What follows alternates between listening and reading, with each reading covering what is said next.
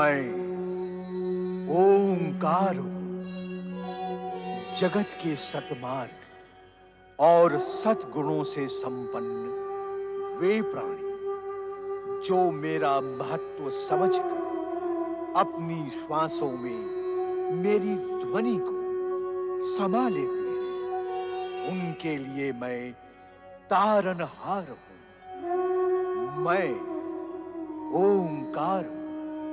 ऋषियार स्वयं महाराज शिवभूति के शिवालय में उपस्थित होकर कुमार वृषध्वज की कम आयु का रहस्य बताते हुए रोती बिलखती महारानी केतुमती को कर्तव्य बोध कराते हैं। वह इस घटनाक्रम को शिवलीला बताते हुए शांत रहकर भोलेनाथ से प्रार्थना करने की प्रेरणा देते हैं।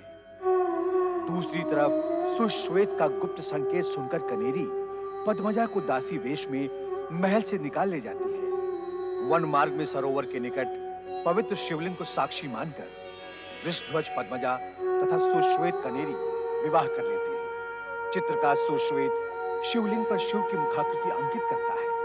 तभी पद्मनाभ के सैनिक पद्मजा को ढूंढते वहां पहुंचते हैं। इन चारों का बालपन उसी वन में खेलते कूदते भी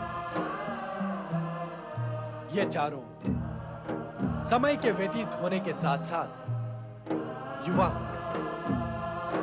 परंतु अब तक इन्हें अपने पूर्व जन्म का तनिक भी आभास नहीं था।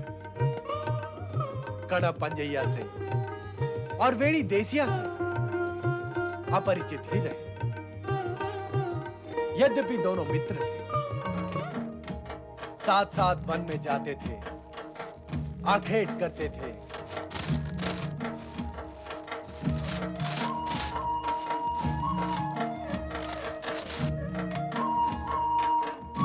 पशु भाग गया। भाग नहीं गया, भगा दिया तुमने। मैंने भगा दिया? मैं तो स्वयं पशु का पीछा कर रहा था। भाग तो मैं भी रहा था उसके पीछे, परंतु भागने से क्या होता है? तो फिर क्या करने से क्या होता है? लक्ष्य, लक्ष्य साधना पड़ता है। तुमने कहा कि वो मेरा आखेट है, इसलिए मैंने लक्ष्य साधने के बाद भी उस पर बाण नहीं चलाया। तुम आगे आगे थे, इसलिए मैंने समझा तुम्हें उसे समाप्त करोगे, इसलिए मैंने बाण नहीं चलाया। दोष तुम्हारा ही है। तुमने बाण क्यों नहीं मारा? तुम आगे थे तो कैसे चलाता? कहीं ये बाण तुम्हें लग जाता तो? अब बातें ना बनाओ, सारा दोष तुम्हारा ही है। तुम्हारे कहने से क्या मैं दोषी हो जाऊंगा? देखो, यदि तुम अपना दोष नहीं मानोगे तो मैं भी अपना दोष क्यों मानूं? अर्थात दोषी हम दोनों हैं, पर अपना दोष नहीं मानेंगे। ऐसा ही होता है। अपना दोष ना मानने से और सामने वाले को दोषी बताते रहने से और अधिक दोषों की उत्पत्ति होती है, जिससे और अधिक विवाद उठता है, जिससे और अधिक संकट बढ़ते हैं और जिससे मानव और अधिक दुखी होता है। इतना सब कुछ होने दिया जाता है, परंतु दोष मानना स्वीकार नहीं होता। अजय, अब तुम और अधिक बोलोगे तो और अधिक थक जाओगे, और थक जाओगे तो कंठ सूखेगा, और फिर मैं समझ गया कन्नव, समझ गया। तुम्हारी जल पीने की इच्छा हुई है ना? क्या तुम्हें नहीं हुई है? हुई तो है। हुई है तो हमें एक दूसरे को दोष देने का कार्य त्याग करके जल की खोज करनी होगी। यदि हम एक दूसरे को दोष देते रहेंगे तो क्रोध में आकर एक दूसरे के रक्त के इच्छुक हो जाएंगे। इच्छुक तो हम हैं, परंतु जल पीने के। तो चलो सर्वप्रथम जल खोजकर उसे पिया जाए। चलो।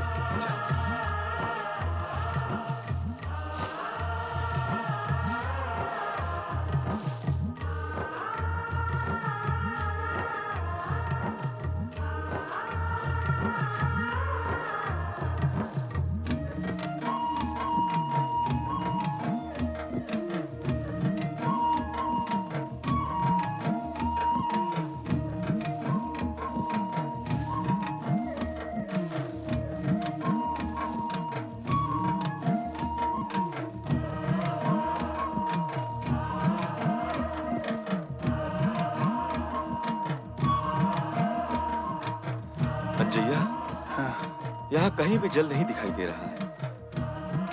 आगे बढ़ते हैं, मिल जाएगा। चलो।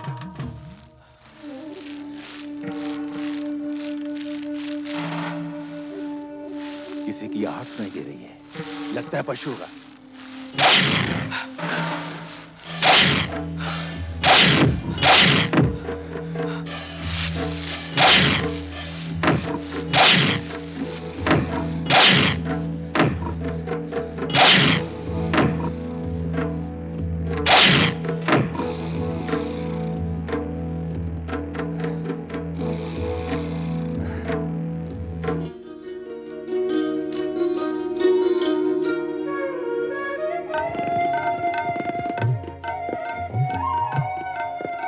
वेणी, तेरी माला नहीं बनी अभी तक? नहीं ना, मुझे तेरी भांति अच्छी माला बनानी आती नहीं रे देसिया। ए सुन, क्या पिछले जन्म में तू माला ही बनाती रहती थी? कौन जाने, बनाई भी होगी तो तेरे लिए ही बनाई होगी, अपने लिए नहीं।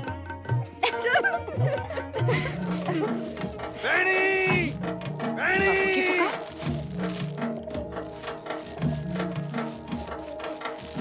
वेणी, क्या हुआ बापू? दो वनीले पशु इधर आकर कहीं आसपास छुपे हैं। तुम धनुष बाण निकालो, इधर आए तो उन्हें मार गिराना। मैं उधर देखता हूँ। अच्छा। जाओ। चल, चलना।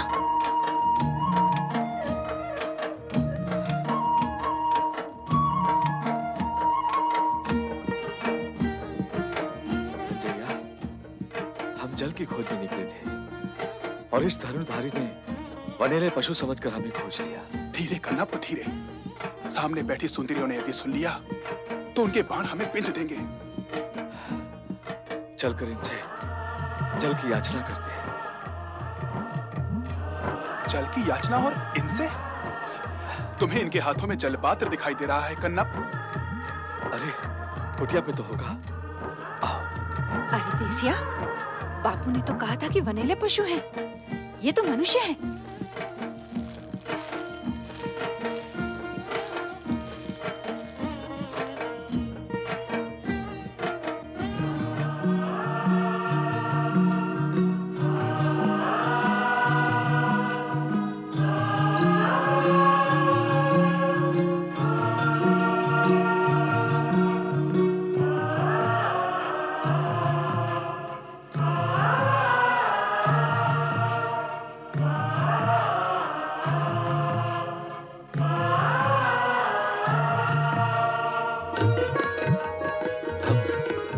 वनेले पशु नहीं है, वनवासी मनुष्य है।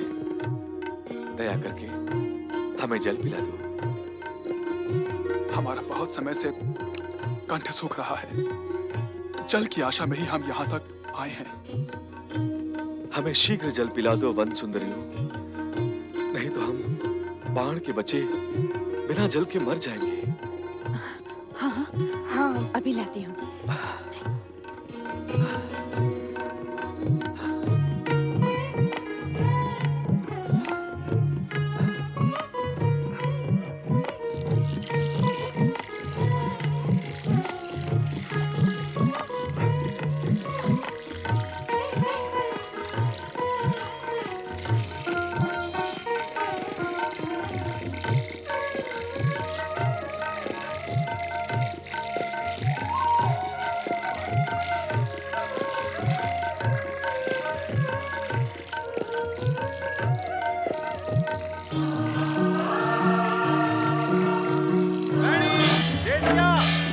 पशु यहाँ नहीं है, उधर तो नहीं आए हैं। नहीं बापू, वनेले पशु इधर भी नहीं आए।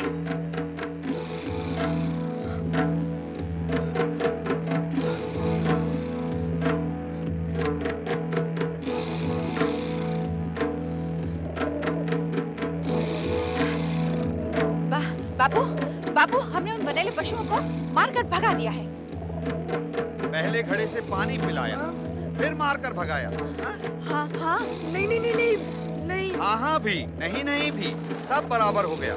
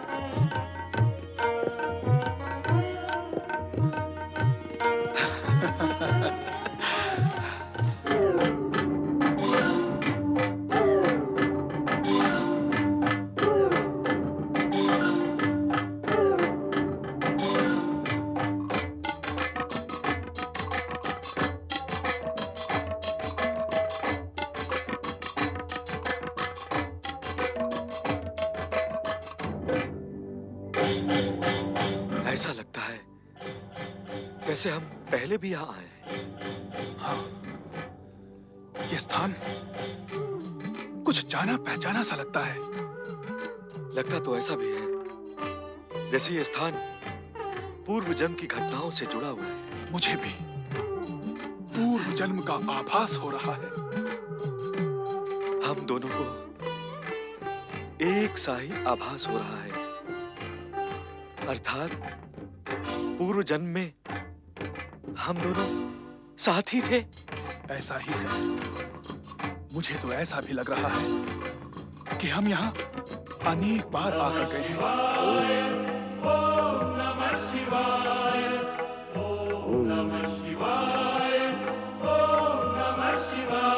शिव शंकर, हे भोलेनाथ, नमः शिवाय, नमः शिवाय, ओम नमः शिवाय, ओम नमः शिवाय, ओम नमः शिवाय, ओम नमः शिवाय, ओम नमः शिवाय,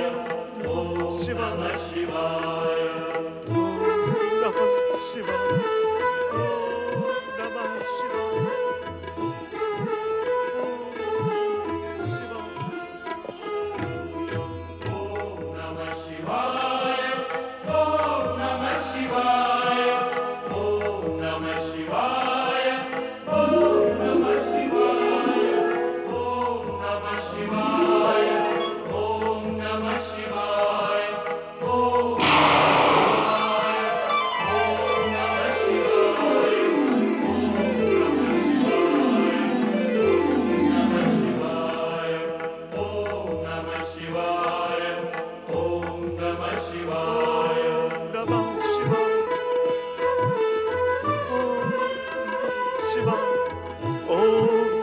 शिवाय। प्रभु, आपने कृपा करके मुझे फिर दर्शन दिए। मेरा जीवन सफल हो गया प्रभु, मेरा जीवन सफल हो गया।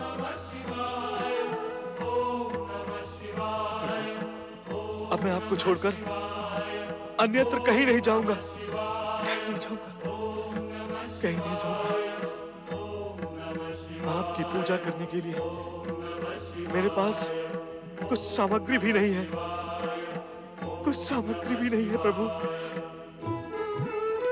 मैं क्या करूं प्रभु, मैं क्या करूं?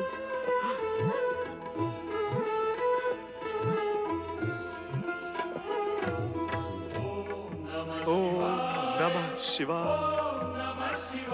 ओम नमः शिवाय, ओम नमः शिवाय, ओम नमः शिवाय, ओम नमः शिवाय, ओम नमः शिवाय। हे भोलेनाथ, मेरी ये मानसिक पूजा स्वीकार करो। मैं इतने समय तक मैंने तुम्हारी पूजा भी नहीं की। मैं तुम्हें भूल गया था, मैं तुम्हें भूल गया था। नाथ, मैं अपराधी हूँ, मैं अपराधी हूँ।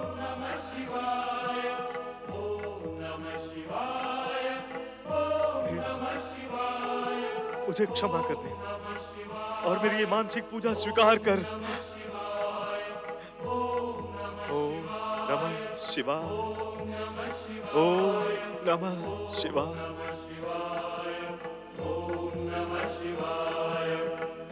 हे नाग देवता, तुम तो सदा शिव के गले का अलंकार बने रहते हो। तुम शिव कृपा के पात्र हो। तुम धन्य हो, तुम धन्य हो नाग देवता। मैं तुम्हें भी प्रणाम करता हूँ।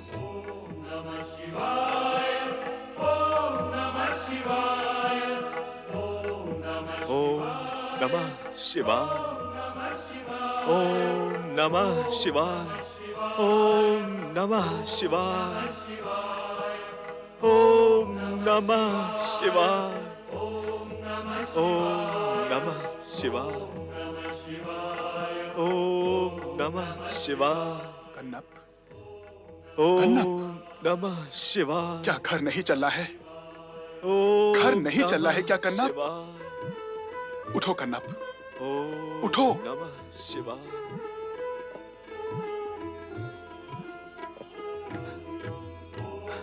तुम ठीक कह रहे हो अंजैया।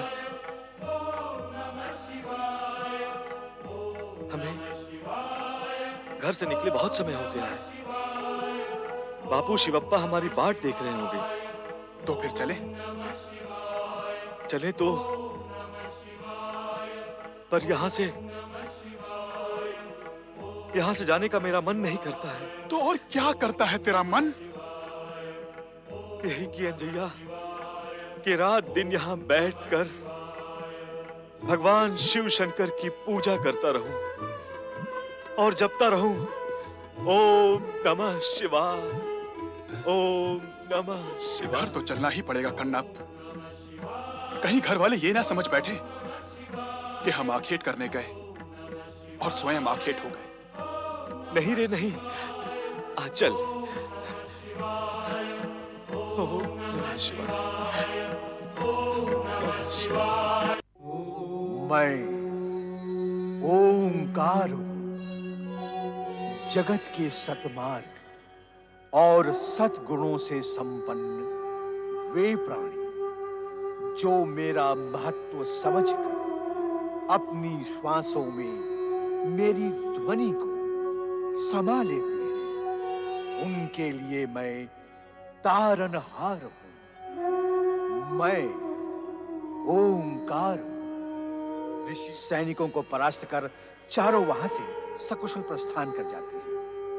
भयभीत क्रोधित केतुमती पद्मजा को पुत्र वधु स्वीकार नहीं करती तथा दोनों को उसी समय महल छोड़कर चले जाने का आदेश देती है। वन मार्ग में वृषध्वज व पद्मजा पर महाराज पद्मनाभ की दृष्टि पड़ जाती है। पवित्र शिवलिंग के निकट वो उन दोनों की निर्मम हत्या कर देते हैं। स्वयं महाराज व उनके सैनिक सर्पदंश से मारे जाते हैं। वृषध्वज व पद्मजा की करुण कथा सुनकर कैलाश पर सभी दुखी हो जाते हैं, किंतु भोलेनाथ सबको धैर्य तथा सदाचार का मार्ग दिखाते हुए नारद की प्रार्थना पर उनके प्रेम और समर्पण की कथा आगे प्रारंभ करते हैं।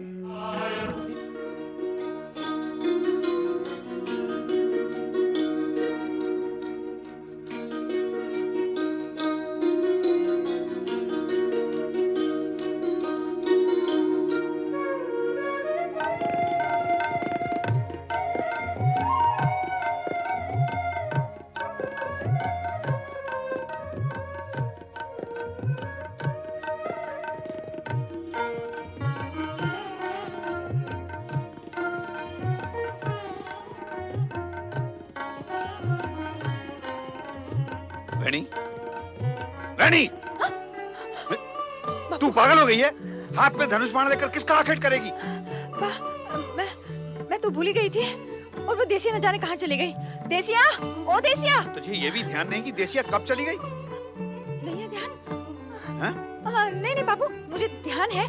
मुझे तुम्हारे लिए भोजन बनाना है। मैं अभी बनाती हूँ भोजन बाबू, अभी बनाती हूँ, अभी वेणी? बनाती हूँ। ये क्या हो गया इसे? इसकी मति मारी गई। भगवान शिव इसकी रक्षा करे।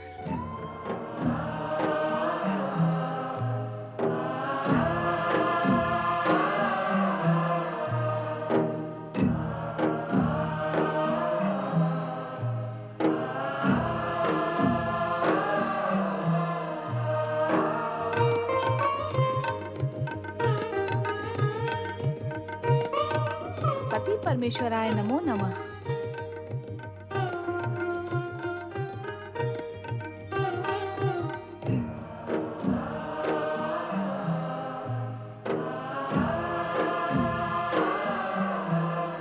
आप किस विचार में खोए हैं स्वामी? भोलेनाथ, मैं आपसे कुछ पूछ रही हूँ, मुझे उत्तर दें। मुझे उत्तर दें।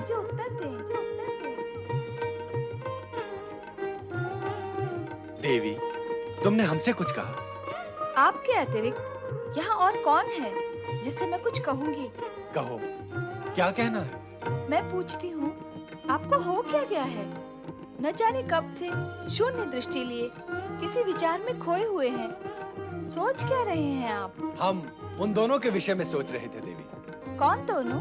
हाँ, तुम उन दोनों को नहीं जानती। बताएंगे तो जान जाऊंगी। आप मुझे उन दोनों के विषय में बता क्यों नहीं रहे हैं स्वामी? हम क्या बताएं? समय आने पर तुम स्वयं जान जाओगी।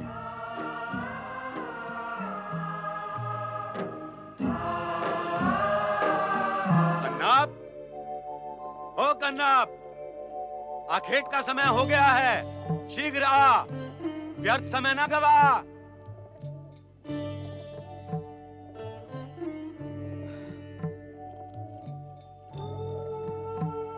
नहीं बापू नहीं, अब मैं आखेट नहीं करूंगा। उन मुक्त प्राणियों के प्राण नहीं लूंगा। क्या बिगाड़ा है उन निर्दोष प्राणियों ने हमारा? हम क्यों उनकी हत्या करें? क्या रे, अब तो क्या संत महात्मा बनेगा? हैं? ऋषि मुनि बनेगा? अरे तेरी मति क्या मारी गई है रे कन्नप? अरे मति भ्रष्ट, हम लोग बनवासी हैं, बनवासी। आखेट करना हमारा धर्म है, उसके बिना हमारा जीवन नहीं चल सकता। पर मैं पूछता हूँ, तू कब से ये दया का सागर धर्मात्मा बन गया रे?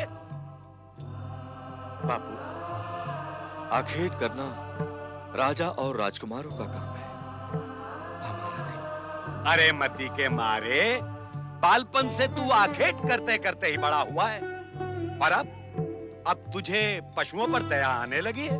हाँ हाँ बापू, मैंने बालपन में आखेट किया है, पर उस आयु में बुद्धि कहाँ होती है भले बुरे, उचित अनुचित को समझने की। अच्छा अच्छा अच्छा, अब तू बड़ा हो गया है, भला बुरा समझने लगा है तू, हैं?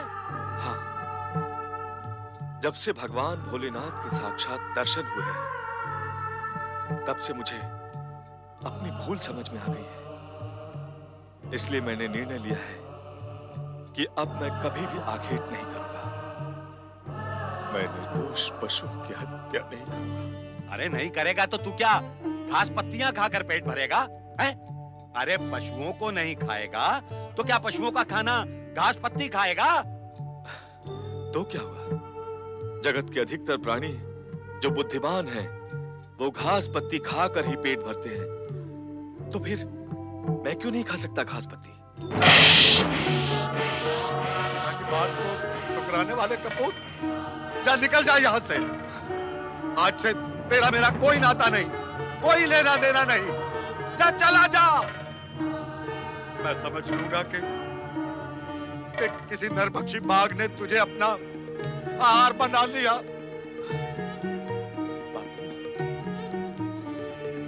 तुमने जीवन भर निर्दोष पशुओं की हत्या करके घोर पाप किए हैं। पता नहीं उसका दुष्परिणाम और फल तुम्हें कितने जन्मों तक भोगना पड़े, पर अब भी समय है। ये मार काट और हत्या का अनुचित कार्य त्याग कर तुम भगवान भोलेनाथ की शरण में आ जाओ। वो तुम्हारे सारे पाप मिटा देंगे, वो तुम्हें क्षमा कर देंगे, सद्बुद्धि देंगे तुम्हें सन्मार्ग पर चलने की प्रेरणा देंगे। नहीं, मतलब मेरे सामने उस भगवान का नाम जो पिता पुत्र में भेद और वाद विवाद करवा देता है। जा, निकल जा यहाँ से। मैंने कहा ना, निकल यहाँ से। भोलेनाथ, ओम नमः शिवाय, ओम नमः शिवाय, ओम नमः शिवाय।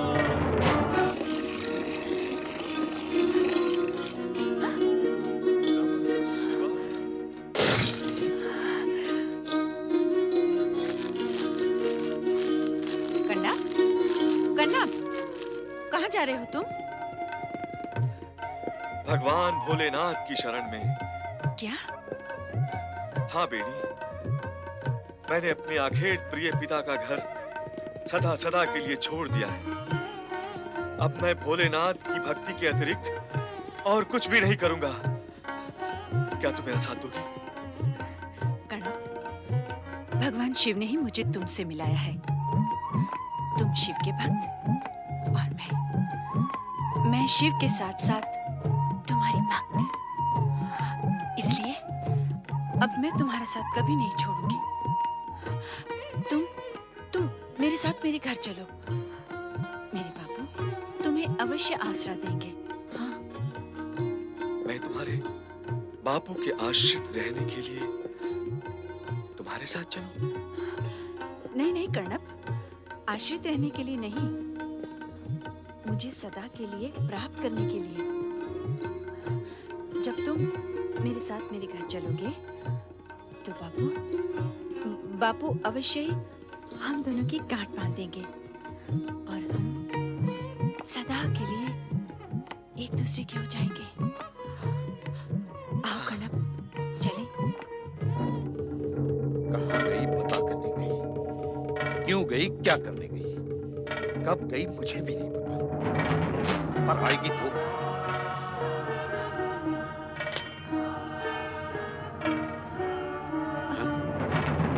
बापू, ये कन्नप है। हाँ हाँ, ये कन्नप है और तू बैणी है, मैं जानता हूँ। जो जानता हूँ वो मत बता, जो नहीं जानता वो बता। कहाँ गई थी तू, हैं? बापू कन्नप क्या? कन्नप क्या लगा रखा है तूने? तुझे किसने कहा था इसके साथ आने जाने के लिए, मेल जोल बढ़ाने के लिए?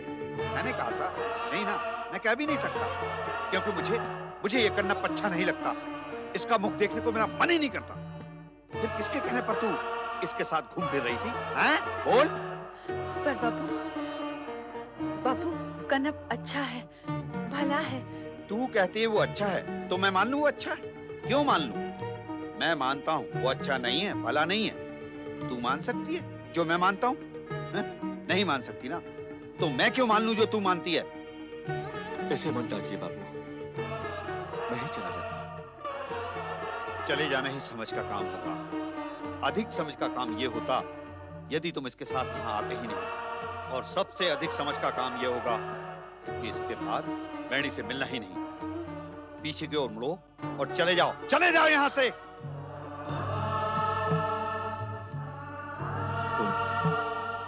तुम मेरा साथ देने की बात करती थी ना बीड़ी, देख लिया ना, मेरा साथ देना किसी के वश में नहीं। अरे जब स्वयं मेरा पिता ही मेरा साथ देने के लिए तत्पर नहीं है, तो इस जगत में और कौन मेरा साथ देगा?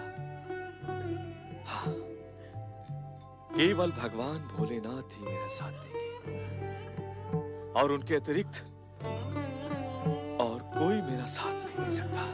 नहीं कन्नप, कोई नहीं दे सकता। रुक जाओ कन्नप रुक जाओ।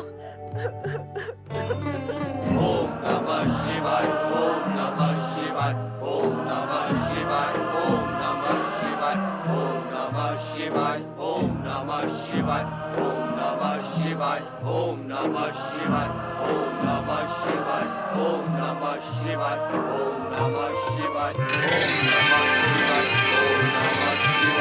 ओम नमः शिवाय।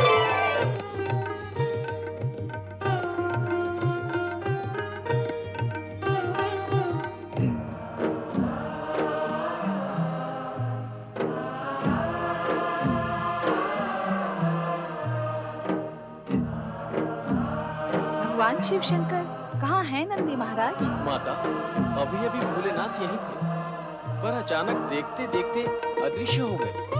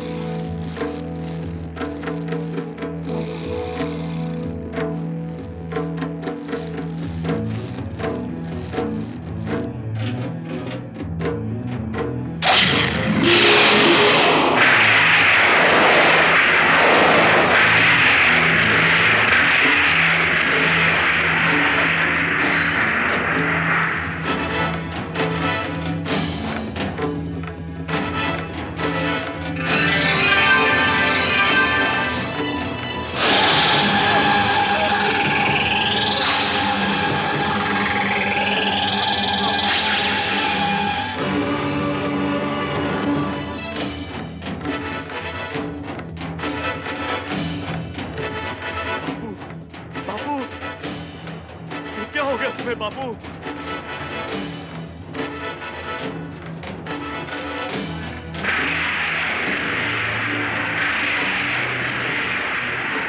ये किसने किया?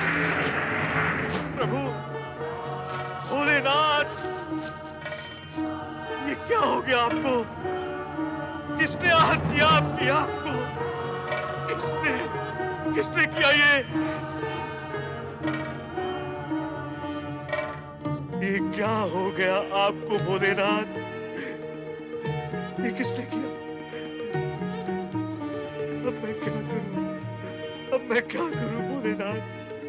अब मैं क्या करूं?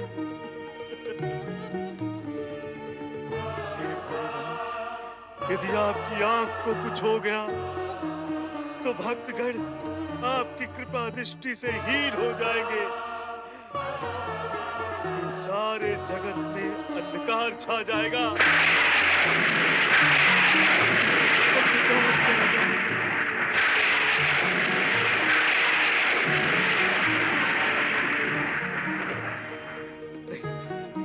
नहीं भोलेनाथ, मैं ऐसा नहीं होने दूंगा।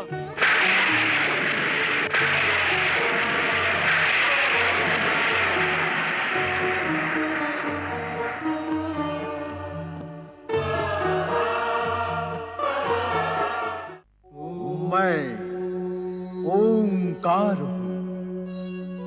भव सागर में जहां कष्टों की भयंकर लहरें उठती हैं, जहां पग पग पर झंझावात मृत्यु का रूप धारण कर डुबो देने के लिए तत्पर रहता है, और जहां निराशा की गहराई निगल जाने के लिए मुंह खोले खड़ी रहती है, वहां यदि प्राणी मुझे अपने मन में थाम ले तो मैं पतवार हूं।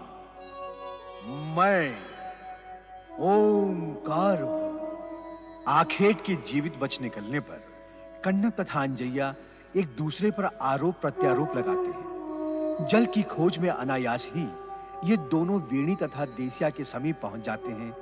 जल पीते हुए उनकी पूर्व जन्म की स्मृतियां जागृत हो जाती हैं। उधर पवित्र शिवलिंग की मुखाकृति देख अंजैया को पूर्व जन्म का स्मरण होने लगता है। कन्नप के विचारों में खोई वेणी को उसका पिता बल्लाल प्रताड़ित करता है।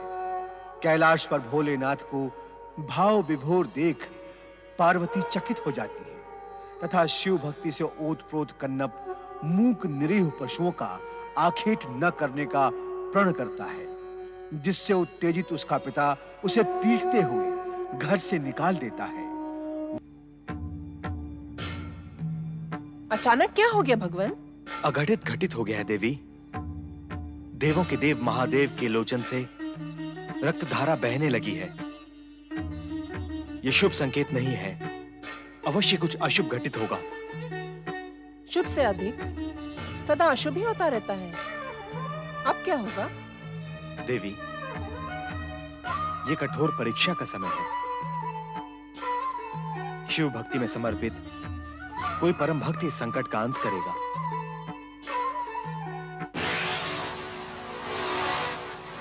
ओम नमः शिवाय। ओम नमः शिवाय।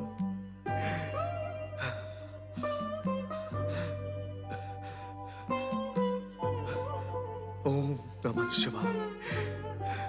ओम नमः शिवाय। ओम नमः शिवाय। ओम नमः शिवाय। ओम नमः शिवाय। ओम नमः शिवाय। ओम नमः शिवाय। ओम नमः शिवाय।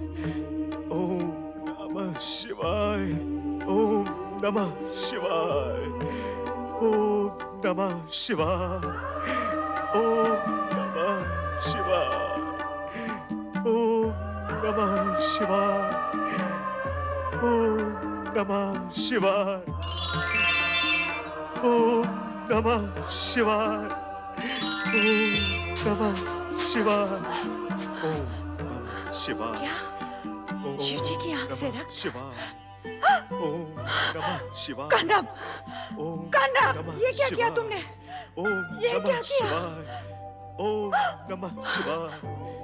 ओम नमः शिवाय। अपने ही हाथों से ओम अपनी नमः आंख शिवाय। फोड़ डाली। ओम ये क्या नमः किया तुमने शिवाय। कन्नब? कौन? वीणा, तुम यहाँ? चलो, कोई तो मेरे दुख में मेरे साथ है। मेरा दुख कम हुआ। वेणी, देखो, भगवान शिव शंकर की आंख ठीक हो गई। उनकी आंख से ज्योति निकलने लगी। देखो वेणी, देखो। ओम नमः शिवाय। ओम नमः शिवाय। ओम नमः शिवाय। वेणी, तुमने देखा कैसे भोलेनाथ की आंख ठीक हो गई? देखा कन्नब, देखा मैंने। अब तुम्हारी आंख का क्या होगा? क्या होगा?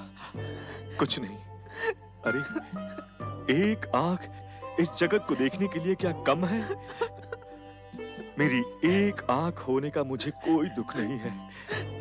भगवान को मुझे एक आंख देने का जो सुख मिला है वो बड़ा है, बहुत बड़ा। और फिर वेणी, मेरी इस एक आंख से भगवान शिव शंकर के दर्शन का सुख तो मुझे मिलता ही रहेगा। ओम नमः शिवाय। ओम नमः शिवाय। ओम नमः शिवाय। ओम। अरे कन्नप, कैसे हुआ ये सब? क्या हो गया ये सब कन्नप?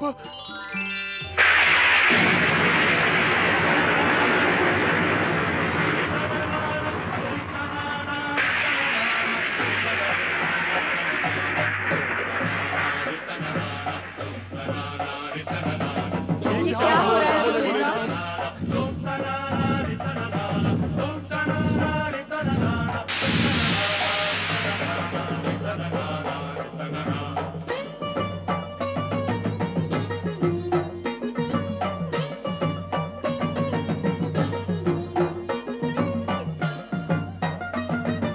ब्रह्मदेव, अचानक ये विस्फोट की ध्वनि कहाँ से आई? ये चिंगारियाँ कैसी हैं? ये सब शिव की लीला है देवी। ये किसी परम और महान भक्त की परीक्षा का काल एवं संकेत है।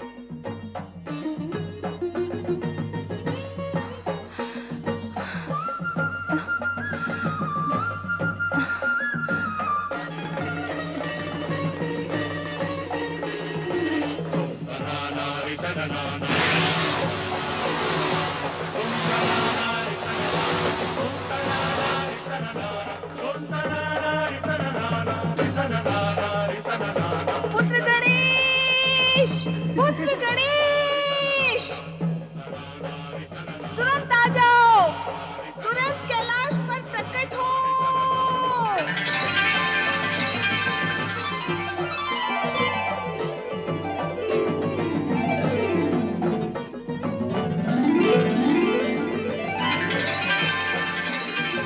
प्रणाम माता। पुत्र गणेश, तुम्हारे पिता संकट में हैं। माता, ये तो केवल शिव लीलाएं हैं। आओ, चलो देखते हैं।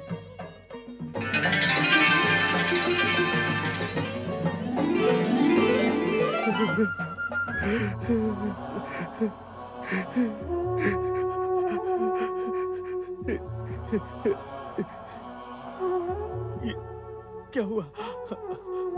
ये क्या हो गया भोलेनाथ? ये क्या अनर्थ हो गया? आपकी बाई आंख भी आहत हो गई। मैं भागा आपको दृष्टिहीन कैसे देख सकता हूं? हे नाथ, ये सब देखने के लिए मैं दृष्टिवान कैसे बना रह सकता हूं? नहीं, ये नहीं हो सकता। ये नहीं हो सकता कि एक भक्त देखे और भगवान दृष्टिहीन हो जाए। ये संभव नहीं है, ये संभव नहीं है। वीणी, वेणी, वेणी, मेरी सहायता करो। कहो कन्नप, क्या करना है? वेणी, मेरे भोलेनाथ पीड़ित हैं। मैं इनकी पीड़ा कैसे सहन कर सकता हूँ?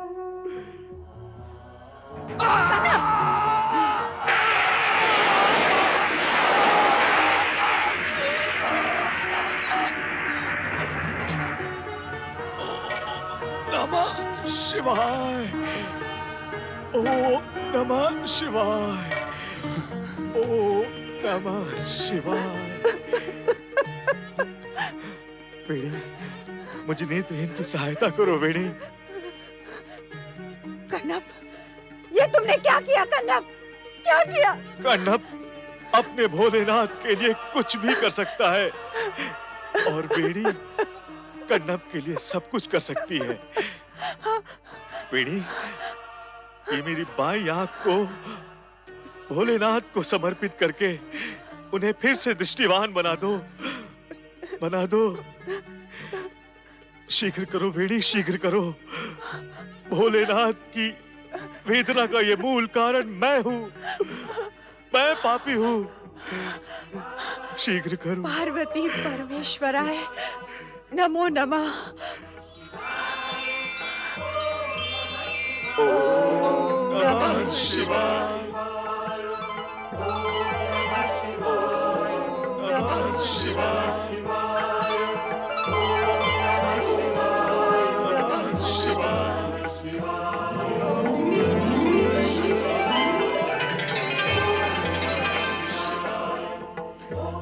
स्वामी, स्वामी, इस विचित्र लीला का अंत करें स्वामी। माता पार्वती, गणेश, प्रभु, प्रभु, गणेश जी, जय गणेश, जय गणेश प्रभु, प्रभु, प्रभु, मेरे कन्नप की आंखें फिर से लौटा दे। वो नेत्रहीन होकर कैसे जी सकेगा? दया करे प्रभु, उसके नेत्र लौटा दे। वेणी, चिंता न करो, ये तो महादेव जी की परीक्षा है। अपने भक्तों को सदा सुखी बनाने के लिए भगवान शिव इस प्रकार की लीलाएं करते रहते हैं। तुम धैर्य धारण करो, सब कुछ ठीक हो जाएगा।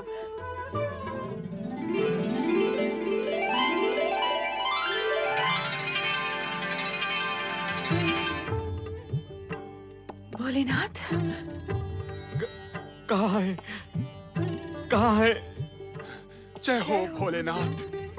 भोलेनाथ, भोलेनाथ, मैं अभागा कैसे भोलेनाथ के दर्शन करूंगा? कन्नप, मेरी, मैं अभागा कैसे भोलेनाथ के दर्शन करूंगा? तुम धन्य हो कन्नप, तुम्हारी भक्ति महान है।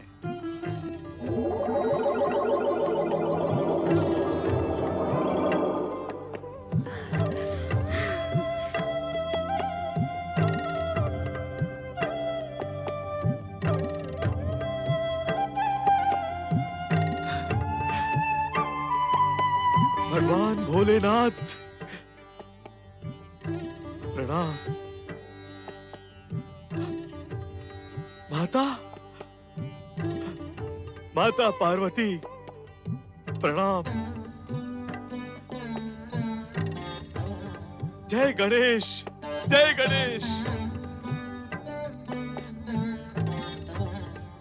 भोलेनाथ, प्रभु, भोलेनाथ, प्रभु। उठो कन्नप, उठो।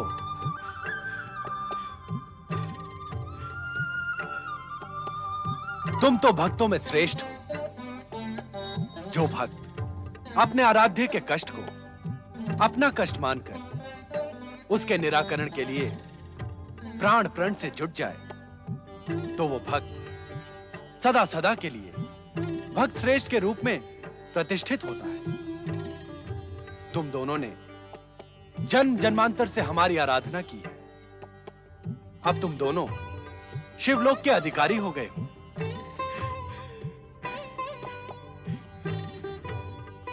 तुम हमारे अनन्य भक्त हो। आज से तुम शिवगणों में स्थान प्राप्त करोगे।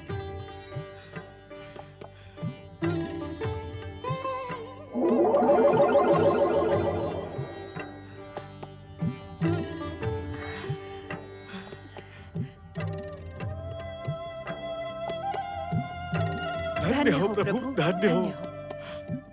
अहो भाग्य हमारे प्रभु। भगवान भोलेनाथ की माता पार्वती की पार्वती नंदन श्री गणेश की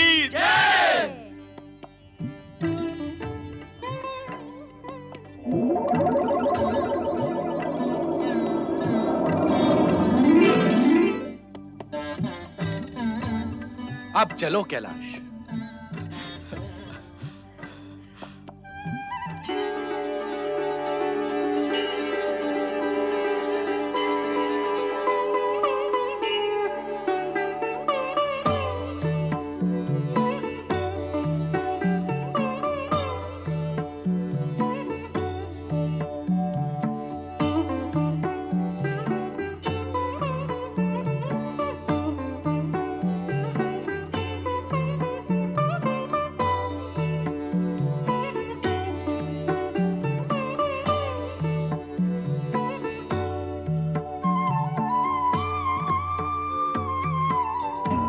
भगवान भोलेनाथ की जय, माता पार्वती की जय, शिव पार्वती नंदन श्री गणेश की जय।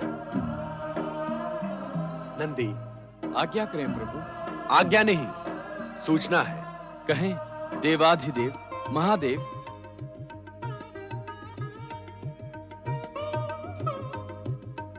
ये जिन्हें तुम चकित होकर देख रहे हो तुम्हारे ही साथी हैं। इससे पहले तो हमने कभी नहीं देखा इनको प्रभु। इन्हें शिवधाम की प्राप्ति अभी हुई है, तो तुम इन्हें पहले कहां से देखते? ये कणप और वेणी है। पिछले अनेक जन्मों से दोनों साथ हैं और हर जन्म में इन्होंने शिव भक्ति का आदर्श प्रस्तुत किया है। इस जन्म में तो कणप भक्ति की पराकाष्ठा तक जा पहुंचा, इसलिए शिवधाम का अधिकारी बन गया है। ये दोनों शिवगण के रूप में शिवलोक में रहेंगे। इनका स्वागत करो नंदी। आए, आपका कैलाश पर स्वागत है।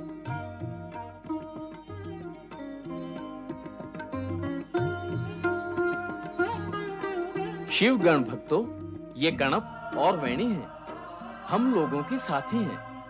आपने अपनी असीम शिव भक्ति से शिवधाम की प्राप्ति की है। कैलाश पर कणप और वेणी का स्वागत है। ये सब तो केवल शिव जी की कृपा है। बोलो भगवान शिव शंकर की जय, भगवान भोलेनाथ की जय, माता पार्वती की जय, गणाधिपति श्री गणेश की जय। मैं ओंकार हूं। भव सागर में जहां कष्टों की भयंकर लहरें उठती हैं, जहां पग पग पर झंझावात मृत्यु का रूप धारण कर डुबो देने के लिए तत्पर रहता है, और जहां निराशा की गहराई निगल जाने के लिए मुंह खोले खड़ी रहती है, वहां यदि प्राणी मुझे अपने मन में थाम ले तो मैं पतवार हूं। मैं ओंकार हूं। वन मार्ग में कन्नप की भेंट वेणी से हो जाती है। वो उसे अपने पिता बल्लाल के पास ले जाती है, किंतु बल्लाल दोनों का विवाह करना तो दूर अपमानित कर कन्नप को निकाल देता है। कैलाश से अदृश्य होकर भोलेनाथ ज्योति रूप में सरोवर के निकट पवित्र शिवलिंग में समा जाते हैं।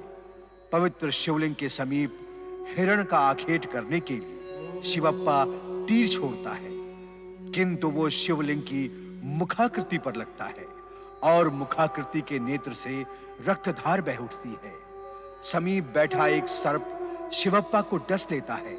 तभी कन्नप वहां पहुंचता है और मुखाकृति के नेत्र से बहता रक्त देखकर स्तब्ध हो जाता है।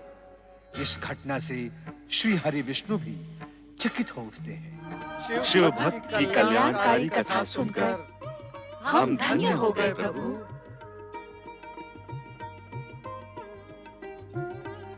शिव भक्त कणप, आपने अपना नाम महान शिव भक्तों में अमर कर दिया। आप दोनों शिव भक्तों को नारद का सादर प्रणाम। आप हमारे पूज्य हैं देव ऋषि। आप हमारे प्रणाम के अधिकारी हैं। नारद, इन शिव भक्तों की कथा तुमने सुनी और यह भी जाना कि भक्ति के कारण भक्त कहां तक पहुंच सकता है। हाँ भगवान, इन दोनों शिव भक्तों की कथा से यह स्पष्ट हो गया कि उच्च स्थान प्राप्ति के लिए उच्च विचार और उच्च कर्म के साथ-साथ उच्च कोटि की शिव भक्ति भी अपेक्षित है। यदि तुम इस सत्य को स्वीकार करते हो तो नारद, अब यह तुम्हारा नैतिक कर्तव्य है कि तुम संपूर्ण जगत को यह संदेश दो कि सच्ची भक्ति से भक्त समस्त कष्टों का निवारण करके जन्म मरण के बंधनों से मुक्त हो जाता है। भगवान, नारद और करता भी क्या, सारा जीवन और समय प्राणियों को मुक्ति मार्ग का संदेश देने में ही व्यतीत हुआ है और भविष्य में भी यही क्रम चलता रहेगा। मैं तो चला आपका संदेश लेकर। नारायण नारायण।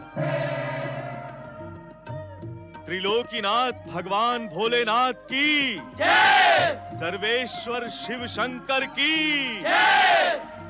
सर्वेश्वर शिव शंकर की कृपा से विनम्रता की मूर्ति कन्नप तथा वेणी को उच्च स्थान की प्राप्ति हुई। उन्हीं की इच्छा से अभिमानी का पतन भी होता है। जब अभिमानी का अभिमान उसके सिर पर चढ़कर बोलने लगता है तो उसकी गूंज अभिमानी के भविष्य को पतन की कालिमा से कलंकित कर देती है। ऐसी ही कथा है वत्स देश की राजकुमारी सुमति की, जो स्वयं को संसार के किसी भी पुरुष से श्रेष्ठ समझती है।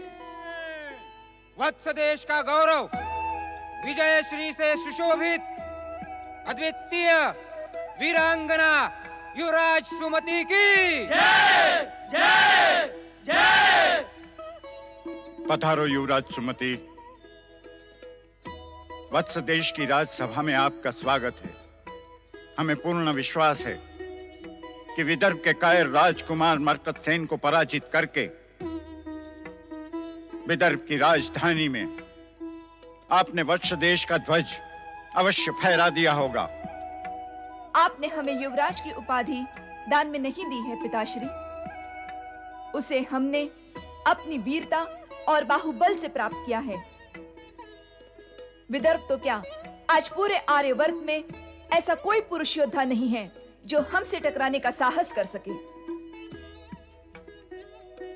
आज वत्स देश के युवराज सुमति का नाम सुनते ही बड़े बड़े वीरों के हृदय की धड़कनें बढ़ जाती है और उनका भय उन्हें कायरता की सीमा तक पहुंचा देता है। यही हाल विदर्भ के मरकतसेन का भी हुआ। हमारे प्रहारों की मार से वो रणभूमि छोड़कर दूर भाग खड़ा हुआ। हमें आप पर गर्व है युवराज। वत्स देश का बच्चा बच्चा हमारे इस गौरव में सहभागी है। बोलो, वीरों के वीर युवराज सुमति की जय जय जय। सभासदों, भगवान शिव ने हमें राजकुमार प्रदान नहीं किया, इसका हमें कोई दुख नहीं है, क्योंकि युवराज सुमति ने अपने कोई पुत्र से अधिक योग्य वत्स देश का सच्चा उत्तराधिकारी सिद्ध किया है। आप सत्य कह रहे हैं महाराज। आप ये भी जानते हैं कि हमने किसी पुरुष को अपने से श्रेष्ठ कभी नहीं समझा, क्योंकि नारी यदि ठान ले तो वो पुरुष की शक्ति के अभिमान को एक क्षण में छिन्न भिन्न कर सकती है। हमने पुरुष पर नारी की श्रेष्ठता सिद्ध कर दी है। हमने ये भी सिद्ध कर दिया है कि युद्ध कौशल में हम किसी भी पुरुष से बढ़ चढ़कर हैं। जो भी पुरुष युवराज सुमति से टकराएगा वो चूर चूर हो जाएगा। महान योद्धा युवराज सुमति की जय जय। बंद करो, बंद करो ये जय जयकार। राजन,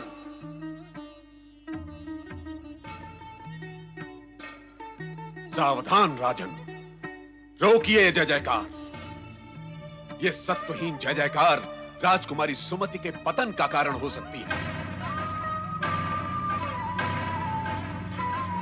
राजन, ये जय जयकार राजकुमारी के झूठे अभिमान को बढ़ावा देगी और ये उसे पतन की ओर ले जाएगी।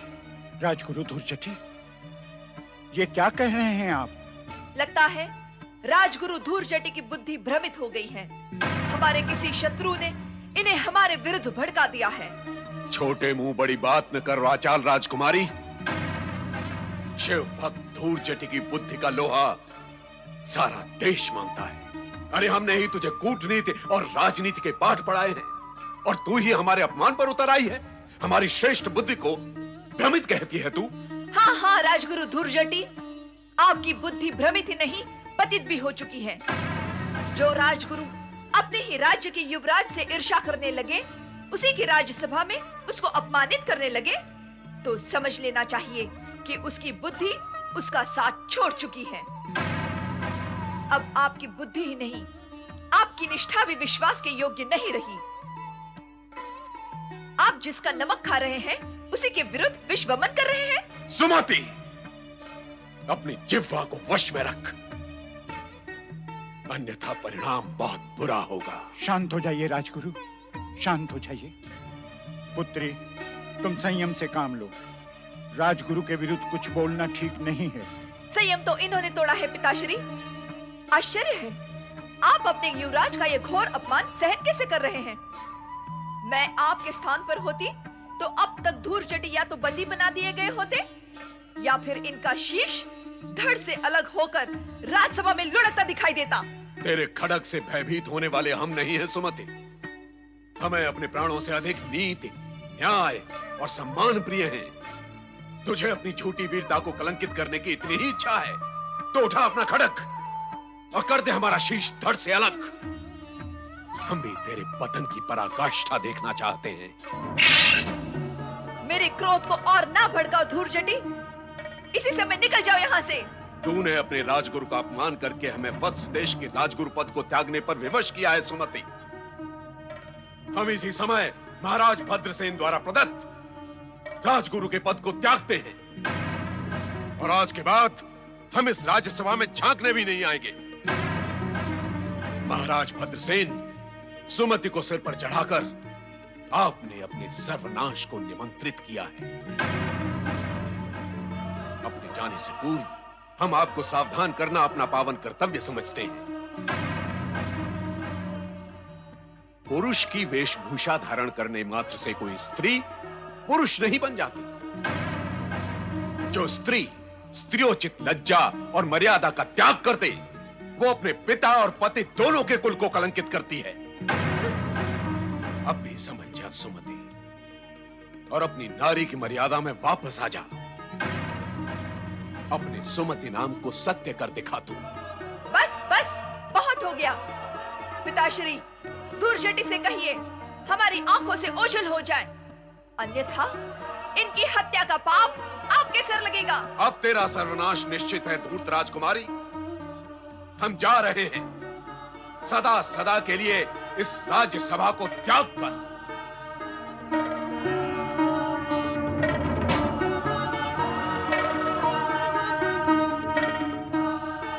सुमति, जो कुछ हुआ अच्छा नहीं हुआ। जो कुछ हुआ अच्छा ही हुआ महाराज। एक क्रोधी अभिमानी राजगुरु से आपकी राजसभा को मुक्ति मिली है। ये तो धूर्जटी का सौभाग्य है कि वो यहाँ से जीवित लौट गया।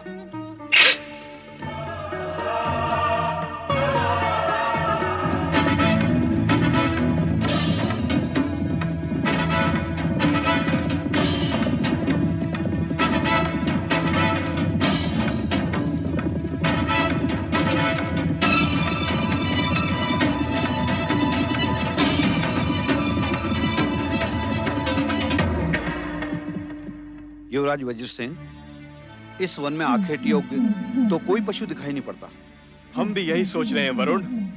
आज एक भी आखेट हाथ नहीं आया। हमारा कितना समय वन में भटकने में ही नष्ट हो गया। सुना है इस वन में बारहसिंगा मृग अधिकतम दिखाई देते हैं।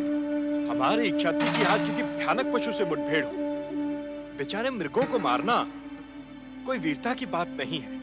सत्य है युवराज, परंतु हमें कुछ देर विश्राम करना आवश्यक है, क्योंकि हमारे साथी भी जल के लिए व्याकुल हो रहे हैं। ओम महारुद्राय स्वाहा। वो देखो, दूर एक आश्रम दिखाई दे रहा है, वहीं जल मिलेगा। तो फिर विश्राम भी कर लेंगे। ओम महारुद्राय स्वाहा। ओम महारुद्राय स्वाहा। युवराज, उधर ना जाएं। यह आश्रम हमारे घोर शत्रु भद्रसेन के राजगुरु धुर्जटी का है। मैं पहले भी एक बार गया था, अपमानित होकर लौट आया।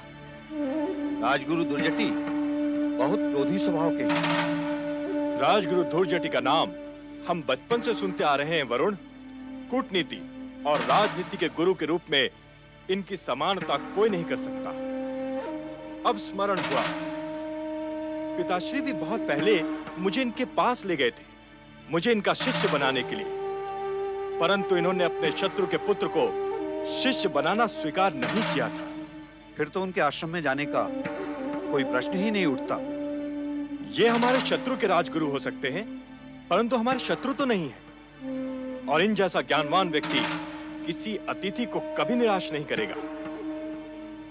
चलो।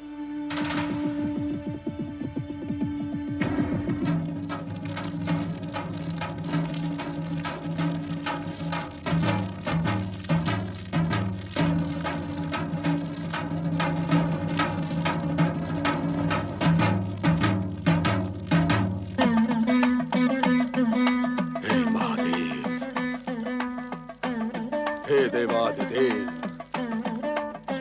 आपके इस भक्त का ऐसा घोर अपमान, ऐसा तिरस्कार आज से पूर्व कभी नहीं हुआ। उस उत्कंठ राजकुमारी ने मर्यादा की सारी सीमाओं को लांघकर हमें मारने के लिए खड्ग उठा लिया। वो तो आपकी कृपा थी कि हम यहाँ जीवित लौट आए। अब कुछ ऐसा करें भोलेनाथ कि हमारा धधकता हुआ हृदय शांत हो सके। कोई ऐसा उपाय करें महादेव कि उस धृष्ट सुमति को उसकी करनी का दंड मिले। जब तक ऐसा नहीं होगा शिव शंकर, हमारा तप्त हृदय इसी हवन कुंड की अग्नि की भांति जलता रहेगा।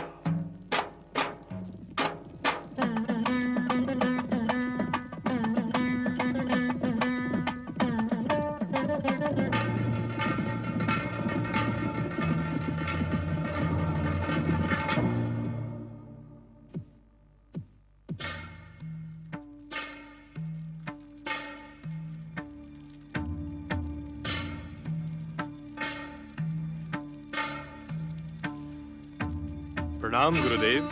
कौन हो तुम और किस उद्देश्य से यहाँ आए हो? कहीं तुम लोगों को वत्स देश की राजकुमारी सुमति ने तो यहाँ नहीं भेजा? गुरुदेव, संभवतः आपने मुझे पहचाना नहीं। कुछ समय पूर्व मैं अपने पिताश्री के साथ आपका शिष्य बनने आया था। आपकी स्मृति तीक्ष्ण है, आपकी बुद्धि का सभी सम्मान करते हैं। ऐसा हो ही नहीं सकता कि मैं आपकी स्मृति से ओझल हो जाऊं। कहीं तुम दशानन देश के महाराज चित्रांगद के पुत्र वज्रसेन तो नहीं हो? अर्थात तुम महाराज भद्रसेन के घोर शत्रु के पुत्र हो। अब ये बताओ कि इस समय तुम यहाँ किस प्रयोजन से आए हो? आपका शिष्यत्व प्राप्त करने। क्या तुम्हें यह स्मरण नहीं कि हमने तुम्हें शिष्य बनाना अस्वीकार कर दिया था? समय के साथ निश्चय बदल जाते हैं गुरुदेव। भले ही मैं आपके आश्रित राजा भद्रसेन के शत्रु का पुत्र हूँ, परंतु मैं आपसे गुरु शिष्य का संबंध स्थापित करने आया हूँ। गुरु शिष्य के बीच में कोई शत्रुता संभव ही नहीं है। वज्रसेन, अब हम वत्स देश के राजगुरु नहीं रहे। समझ लो कि हमारे और उनके बीच एक नई शत्रुता स्थापित हो चुकी है। राजा भद्रसेन के शत्रु भी अब हमारे शत्रु नहीं रहे। अर्थात अब सारी स्थिति बदल गई है। अब मैं आपके शत्रु का पुत्र नहीं रहा। आपसे अधिक भला यह सत्य कौन जान सकता है कि शत्रु का शत्रु मित्र होता है। अब तो मुझे अपना शिष्य बनाने में आपको कोई बाधा नहीं होगी। वज्रसेन, तुम बार बार हमें गुरुदेव कहकर पुकार रहे हो। अब तो हमें तुम्हें अपना शिष्य बनाना ही होगा। मैं धन्य हुआ गुरुदेव, मेरा जीवन धन्य हो गया। भाग्य का खेल देखें कि मैं उचित समय पर आपकी सेवा में उपस्थित हुआ। यह सत्य है वज्रसेन कि तुम उचित समय पर आए, परंतु हमारा शिष्यत्व ग्रहण करने से पूर्व तुम्हें हमारी एक मांग पूरी करनी है।